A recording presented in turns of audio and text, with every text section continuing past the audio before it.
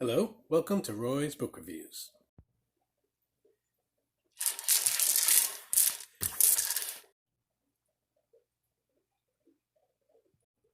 I'm going to discuss three novels in this episode of Roy's Book Reviews.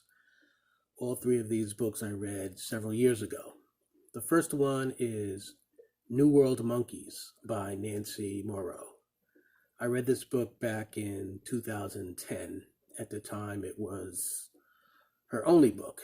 I do not know if she has written any more books since her debut, but most likely she has, since she was off to a promising start, I felt, back in 2010, which I can't believe is 11 years ago.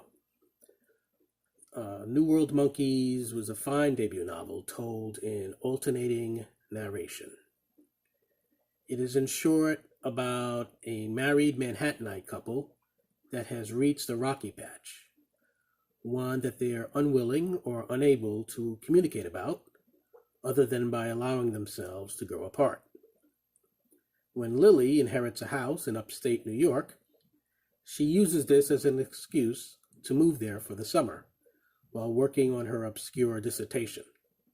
Never mind that the small town's library is insufficient for her needs. Her husband Duncan is an ad man, balancing his eat-or-be-eaten profession with taking a trip upstate once a week to spend weekends with his wife. So they're separated, but not really. Married, but no longer intimate in any true sense of the word. Perhaps still in love with each other, but neither one certain how to express it. The change of scenery brings various quirky characters into their unsettled lives and immediately puts blood on their hands. That of a not-so-wild boar, which turns out to be the town's mascot. Duncan has a jeans campaign that he's in charge of as distraction from the state of his marriage. Lily, in addition to the dissertations he's working on, has an unlikely friendship with the local peeping Tom, who is willing to show her the ropes as a diversion for her. And together, the couple finds a mystery to literally unearth in the form of a scattered skeleton buried in their garden. But the various odd characters and events that populate New World Monkeys mainly function as backdrop to the story of a couple trying to determine if they've reached the end of their road or merely a slippery turning point. Nancy Mauro's command of language is strong, and her skillful prose moves the reader through the pages of her book swiftly. I look forward to more from her. That was back in 2010. I have not sought another Nancy Mauro book, as I said I would back in 2010, but now that I've reminded myself of it, I think I will look around and see what other books she has written since then. The next one I want to discuss, however, is not a Nancy Mauro book, but one by James Hawes entitled Dead Long Enough. I reviewed this book back in 2010 also. A friend of mine recommended it to me because he thought the author had a clever way of turning a phrase, which makes up for the lack of much of in the way of a plot. My friend was right. It's quite easy to sum up the message of this story, and that's by the time we reach 40 years of age or so, most people are done looking forward and preoccupied with looking back. Obsessed with youth, which was barely appreciated when it was around, because youth is no longer in our possession. I was reminded a little of Nick Hornsby's prose. I have discussed Nick Hornsby in a prior video where I discussed his book, Juliet Naked, an excellent book. I've read a few Nick Hornsby books, and Nick Hornsby's, Juliet Naked is the favorite of his books that I've read so far, but I'm also a big fan of movie adaptations of Hornby books that I have not read yet. Perhaps I was reminded of his books mainly because the characters in Dead Long Enough are British, or maybe there's a little more to it than that.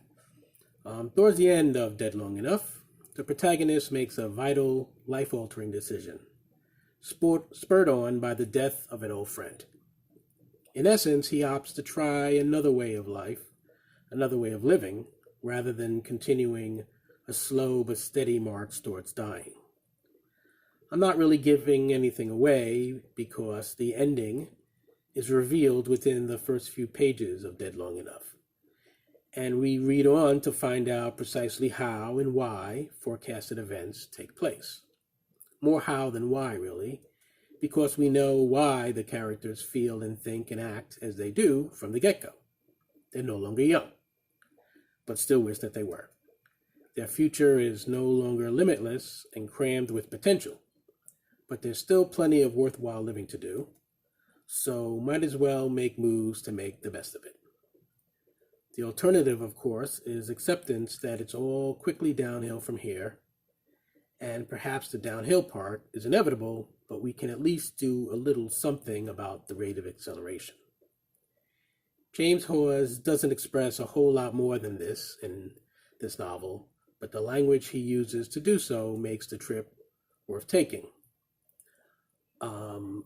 Another thing I want to say is that as I'm reading the words of my review at Goodreads, I'm realizing that I was 10 years younger, or 11 years younger than I am today when reading this book, and I think I was relatively close to the age of the characters and the midlife crisis that they were going on. Now, if I read it today for the first time, I would be looking back at characters a fair amount of years younger than me, and I'd probably be thinking to myself, you guys are really pathetic. I know from being older than you that there is still plenty of wonderful things in life left to experience, so you guys really need to stop being preoccupied about death and being old, which you definitely are not at the age of 40. So that's what I would have to advise these characters now. Back then, I thought they were idiots back then too, but I identified with them a little bit more. The last book I am going to talk about today is Hunting in Harlem by Matt Johnson. I previously discussed a Matt Johnson book here called Pym, which is kind of a science fiction vibe to it. It's inspired by an Edgar Allan Poe. It's a bit out there, but most of the Matt Johnson books that I have read are closer to Hunting in Harlem in tone and in genre. What they all share in common is that they're quite funny. This is the first one that I read. I read and reviewed it back in 2009, and I found it to be a fun read in part because of the intriguing premise, which is that a former convict turned politician turned budding real estate titan hires some ex-cons to assist in his master plan to transform Harlem into a black utopia by ridding it of undesirable elements. So we're talking about gentrification here. But the strong writing of Matt Johnson really propels you through this story, and you quickly find out that it is not about the normal type of gentrification that you are familiar with. The book is populated by colorful characters described in smile to laugh out loud fashion. 2 of the 3 ex-cons are larger than life, so Matt Johnson puts the narrative of this book in the hands of the 3rd, since he is the straightest arrow of the bunch and thus the character readers are most likely to identify with. Snowden ended up in prison basically by unfortunate accident, whereas his 2 colleagues earned their sentences through actions caused by their volatile personalities. One is a brute who operates in brawn over brains fashion. The other is an intellectual firebug. The 3 men start off their jobs by moving furniture but quickly graduate to creating additional vacancies in these apartments by killing tenants who are deemed unworthy of the new Harlem they are bringing about. This brings on moral dilemmas, of course, for two of the three men, but by then they are in so deep that rather than turning back, it makes more sense to keep swimming until they reach the other side, if in fact there is one.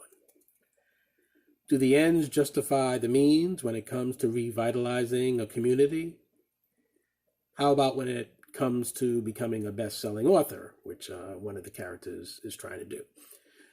Johnson asked these questions with addictive prose in Hunting in Harlem. I highly recommend it. Of the three books that I've discussed, this one was definitely my favorite, definitely the funniest, but all three were quite good. I have read several other Matt Johnson books since reading Hunting in Harlem. I will look around and see what else James Hawes may have in store for us, as well as Nancy Mauro. But for now, I am done speaking about these three books, and I wish all of you out there happy reading.